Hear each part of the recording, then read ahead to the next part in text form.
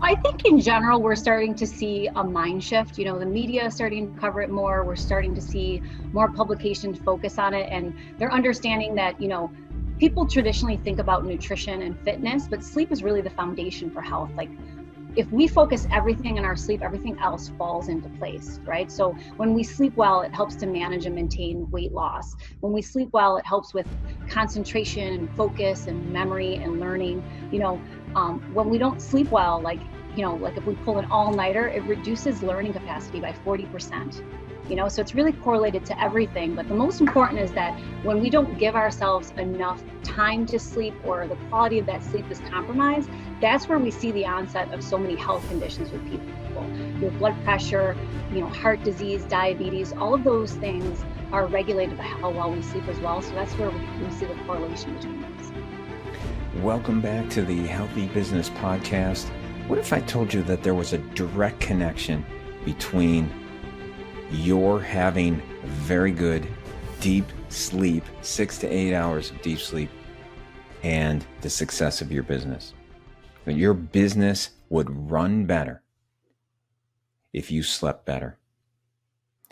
Just ask yourself this. When was the last time you had 6 to 8 hours of deep REM sleep where you felt fantastic in the morning?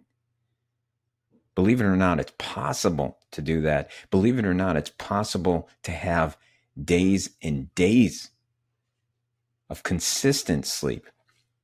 We've all read the statistics on sleep where a good night's sleep helps decrease your stress levels and improve your memory and decrease your blood pressure and stabilize your weight and improve your mood and fight off viruses. It also improves your business. But yet we blow it off. Think about it. We're supposed to sleep 6 to 8 hours. That's a third of our day. And we treat it as if sleep doesn't matter.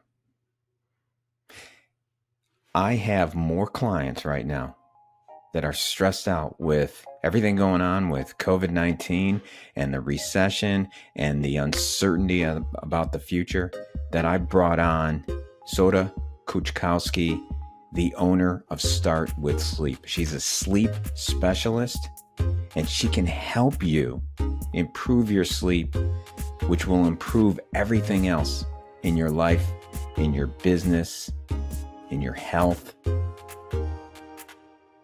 So if you are struggling with sleep, use this interview as a first step to fixing that. Okay, next we have Soda Kuczkowski. She is the owner of Start With Sleep. Soda, thanks for coming on. Can you tell us a little bit more about yourself and a little bit more about Start With Sleep? So I work as a sleep health educator and a coach. So my business Start With Sleep is really focused as a community resource for sleep health education. So whether you identify with having a sleep challenge, we help you overcome that. But we're really focused on helping you optimize your sleep. And that's really teaching you a framework that helps you sleep better and improves the quality of the sleep that you do get. Excellent. Now, how did you get into the whole sleep business? So I've been in sleep for about 15 years, going on 15 years. So I came from clinical and behavioral sleep health. So I worked for a diagnostic testing facility. They're local, but they're actually a national company as well. They have different divisions. So I really spent my time in clinical education, kind of, educating and supporting doctors' offices and hospitals and community organizations about the risks of undiagnosed sleep disorders. But medical sleep is its own entity. So sleep health is where we need to really help people improve the quality of their sleep. That's where we get into things like sleep deprivation and kind of like the chronic lack of sleep that builds up to a lot of the medical things that we're seeing. So I wanted to be more on the proactive end of education, of healthcare. So your whole business revolves around sleep. Yes, everything. That's incredible. Good for you. All right. So COVID-19, everything has created an amazing amount of stress with many of my clients. Now, I'm a health and fitness guy. So there's many of my clients where I know they could use more sleep, but they're not going to listen to me. They're very skeptical about just even that comment. And I'm assuming you must run into skeptics too. And I'm just curious, how do you pitch a skeptic so that they may buy into the fact that sleep actually could really make a big impact on their everyday life?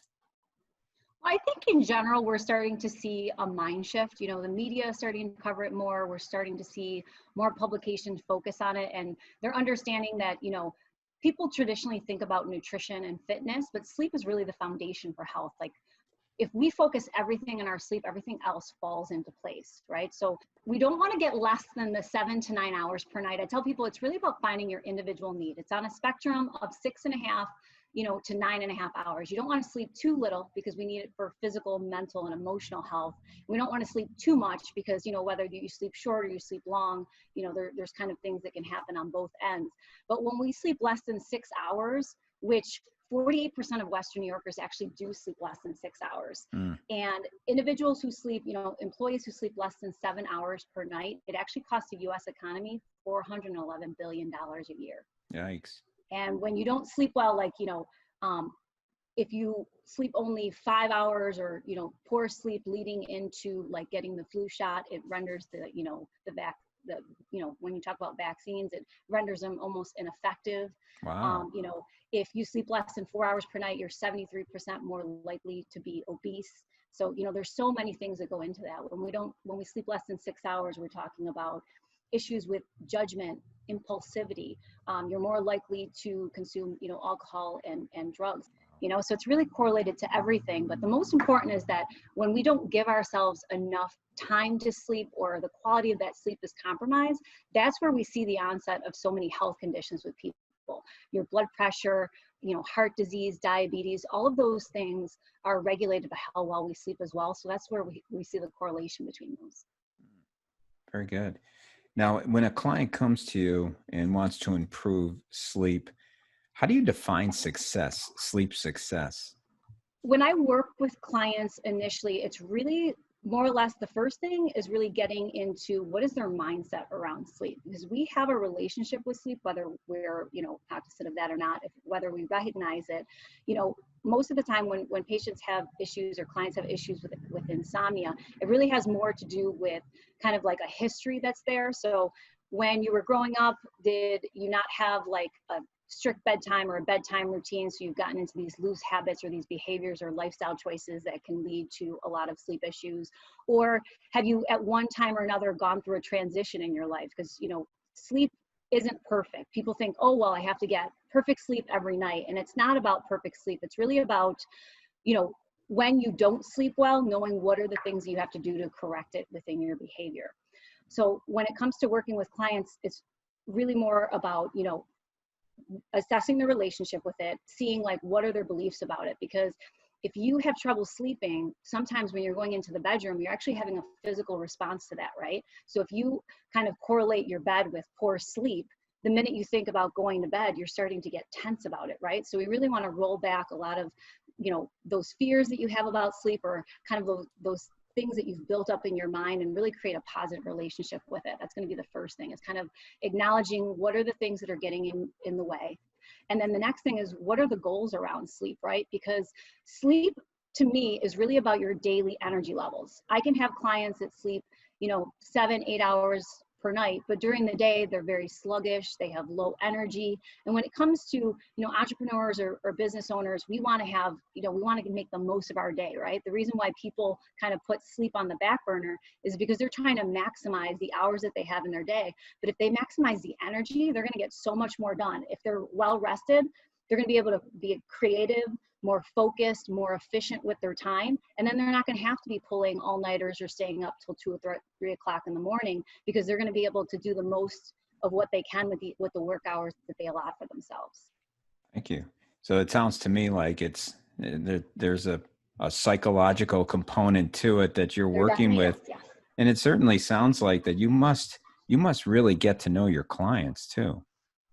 Absolutely, because there is something to be said in regards to also the personality type of the individual that you're working with. You could have someone that presents with the same type of insomnia. They're having trouble waking up throughout the night, right? And they might be women, the same age, around, a lot of the demographical information will be pretty similar, but depending on the individuals, how much support they might need, right? Like somebody might need daily reminders or daily support around habits, where someone might not need me to check in, a week from now or 2 weeks from now, or, they prefer to get like emails or daily reminders. So it's really about catering that program to the individual and what's going to provide them the most amount of support and success.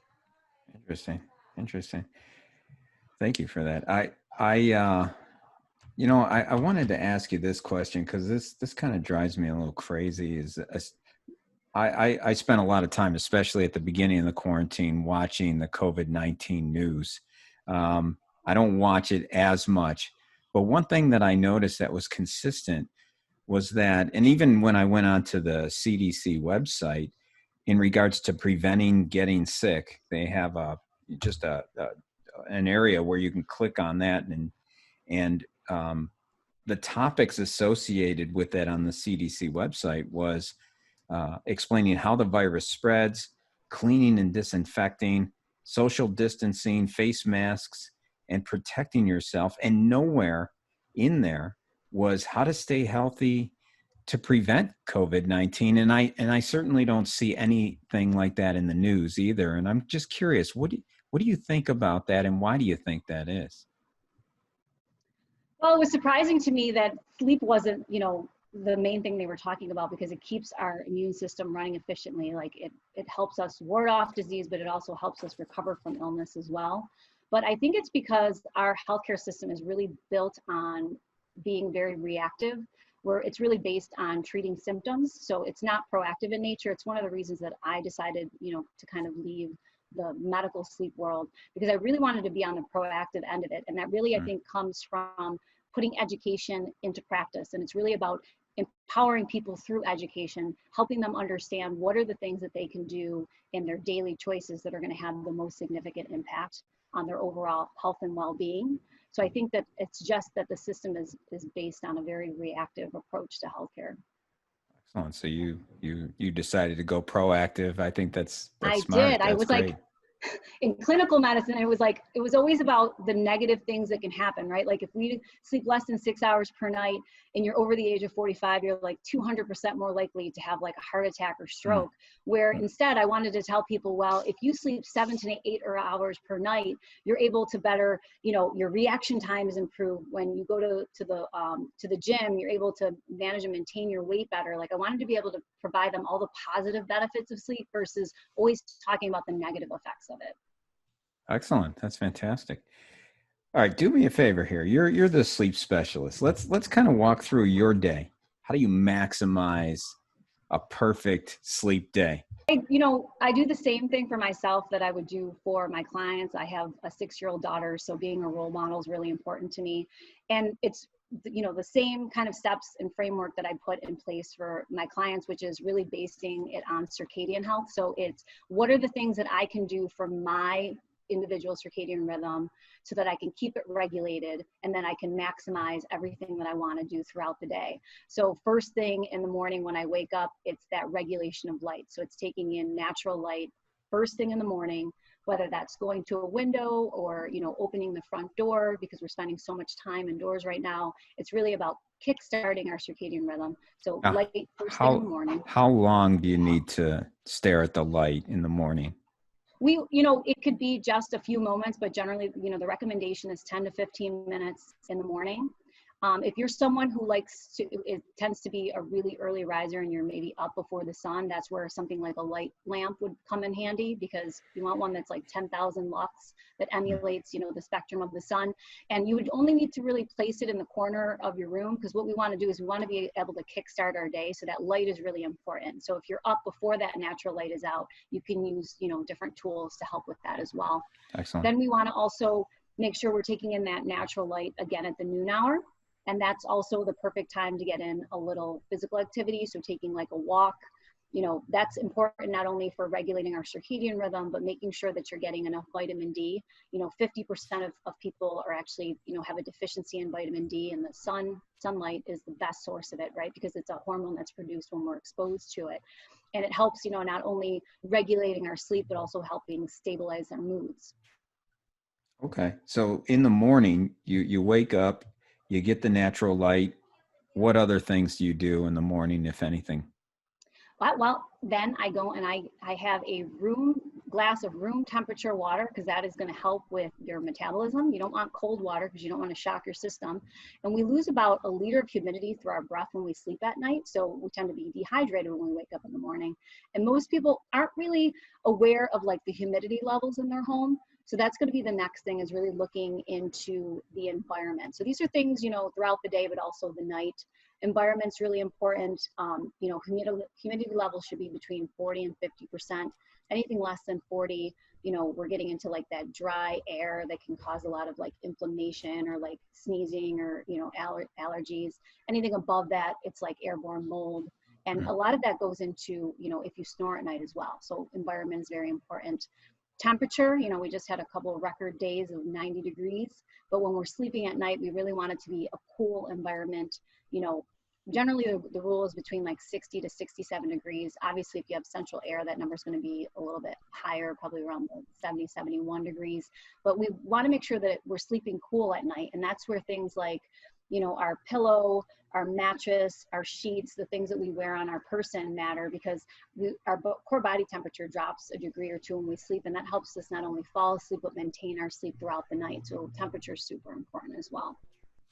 And then when it comes to nighttime, what are Yeah. some of the secrets?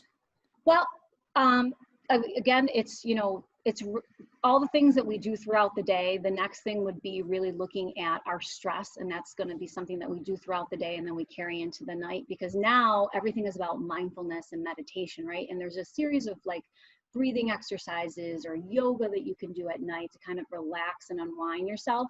But that really also has to go into during the day, making sure that you're taking daily pauses, because what that does is it helps to manage the stress in your body physically, right? Because we can't just get into bed and do, a 2-minute breathing exercise and expect that the entire day is going to be wiped away.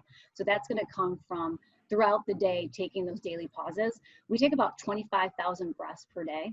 And it helps to control like our blood pressure and our heart rate and our stress. So it's important to make sure that we're breathing correctly so that when we get into bed at night, that helps as well. But I mean, around bed, it's really about creating also like a bedtime ritual. And that doesn't have to necessarily be the same thing every night. It's really about incorporating some sort of self-care, whether you're an individual who likes to journal. So maybe you're writing in a gratitude journal and you're talking about like, what are the things that I'm grateful for the day, so that you get into a more positive mindset before bed. Even reading something, like for myself, I like to read things like on professional development before bed, or kind of like feel good things, because then you're left in that positive, and it's a lot easier to slip into bed versus like watching negative news, watching the news and then going right into bed. You want to really set yourself in a space where you're feeling calm and relaxed.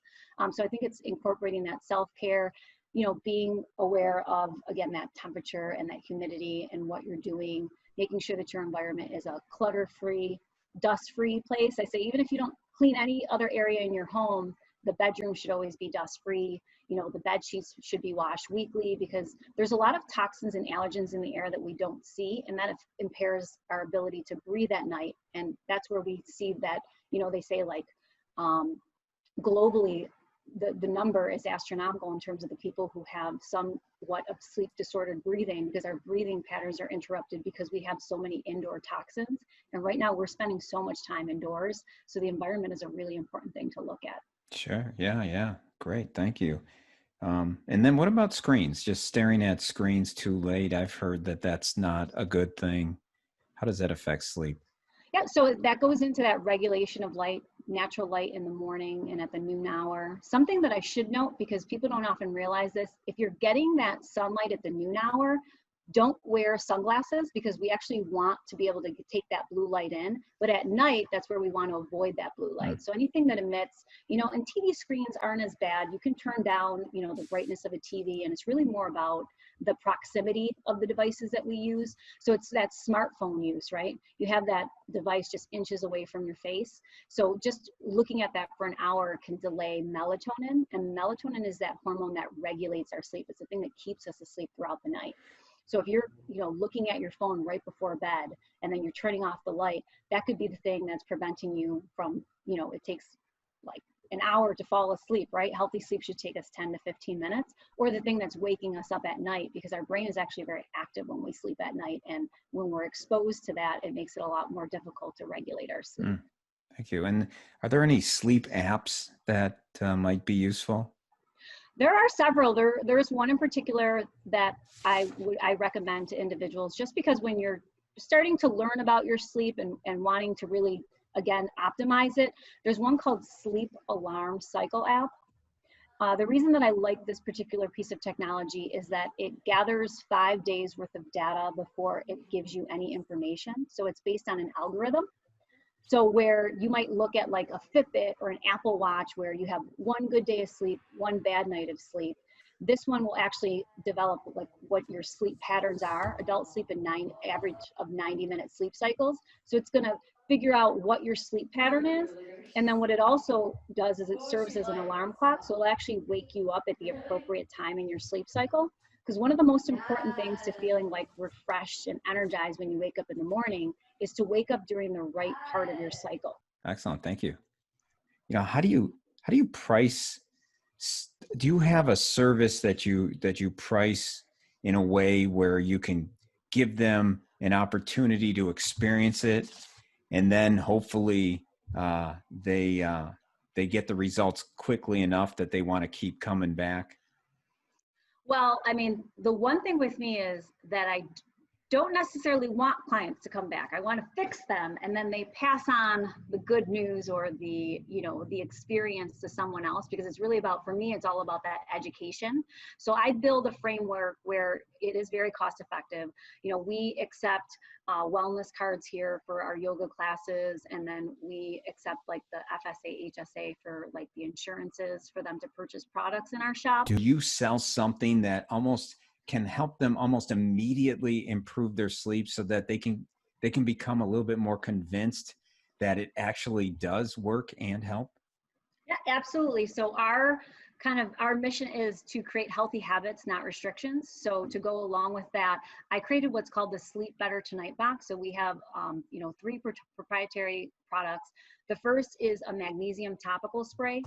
So that addresses the nutritional deficiency. That's something that if you use it, it helps with a number of things. So it helps with deeper sleep. It helps with, inflammation in the body, managing, individuals who have issues with pain. It helps with blood pressure. It helps with managing cortisol levels for stress. So that's something that's going to have like an immediate effect. People love it. It's our bestseller. The second thing in that box is what's called Breathe Balm. So that is going to be like a cream. It's also a topical that you put on your chest. And if you're someone who tends to be a snorer, a lot of times it has to do with inflammation in our nasal passages or in our throat, right? So that's going to help open up that airway. And then the last product in that box are a pair of blue blockers. So basically they're an amber shade of lens, and those are glasses that you can wear at night when you're watching TV, you're on your smartphone, you're on your laptop, your tablet, your Kindle. So it still allows you to look at those devices before bed. You still want to be aware of the type of information you're taking in, but in terms of the regulation of the blue light and blocking that out so that you're still able to fall asleep and maintain your sleep, that tool will help you so that you don't necessarily have to change those behaviors. So how much does that Sleep Better Tonight box cost? It's $65. So it's a box that comes with the 3 products, and you get a little kit that goes along with it, and an ebook online with some of our tips for the day. Oh, very nice. Very nice. Now, for those that want to actually work with you, do you have services that you can offer that are relatively reasonably priced for those who aren't sure if they want to do this? Absolutely. So, I mean, we always try to start with the education. So the first is an assessment that's going to determine between behavioral and medical sleep challenges. That's great for someone who they might think that they have, sleep apnea, but they're not quite sure. So we go through a series of questions. If in fact, I feel like, they're a good candidate for testing, I'll set them up for home testing or an in-lab, and that's covered by their insurance if they have insurance, or there are out-of-pocket options for that as well. That's $75 for 30 minutes. Then we also have a sleep consultation, and that's a full assessment. And that's going to go over not only the behavioral and the medical, but what are all the lifestyle factors that affect it. And that is to help develop a daily schedule, daily framework around their particular circadian rhythm. So you have individuals who can be, early risers or night owls, and there's actually kind of 4 different, what's known as a chronotype. So we base it based on that. So if I have someone who, for instance, we have a lot of shift workers in this area, someone who's maybe working overnight versus, working the traditional, during the day and then sleeping at night. We're going to customize that based on their circadian rhythm, their work schedule, their family life, because the family sleep dynamic is important too, right? Even if you get your sleep, if you've got a 3-year-old waking you up in the middle of the night, that's going to be important too. So that assessment covers all of that and creates a plan for you to follow. Fantastic. So you're saying that sometimes it's covered where they're not paying anything. Yes. That's wonderful. Oh, that's fantastic. I'm working towards that because, hopefully in the near future, we're going to see sleep coaches, and we're going to see like those resources in the practice care model where it's an extension of the office, because sleep is such a foundation for health. It helps to manage so many different things that, physicians will be utilizing those resources. Yeah. There's so many people that need your service. Soda, speaking of that, if people want to get a hold of you, where do they go? So my website is www.startwithsleep.com, and on there you can learn all about, from our assessments and consultations, the services that we offer. We offer seminars. So we do those for businesses, for corporate wellness initiatives. We work with several employer groups in the area. So depending on your insurance plan, we actually might be able to come in and do the sleep education based on your employer plan. So that's an option as well. And then we also have information about training, because we do healthcare professional training for it as well. Fantastic. Well, I'll continue to push my clients towards working with you and getting more sleep. Soda Kuczkowski, the owner of Start With Sleep, thank you so much for coming on. We appreciate it. Thank you.